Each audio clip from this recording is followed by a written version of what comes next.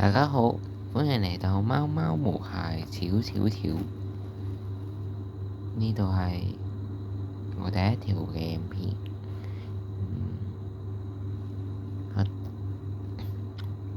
我而家就介紹我哋第一位成員，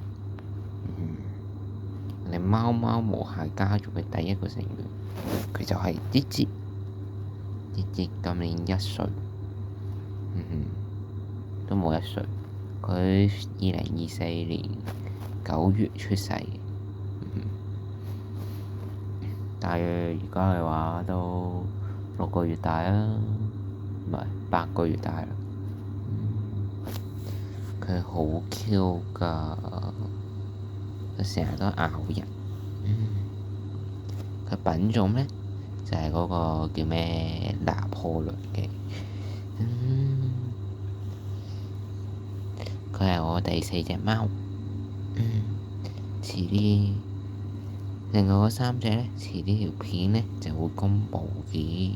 你睇下佢幾衰，都咬人，正1歲貓，好鍾意咬人嘅佢。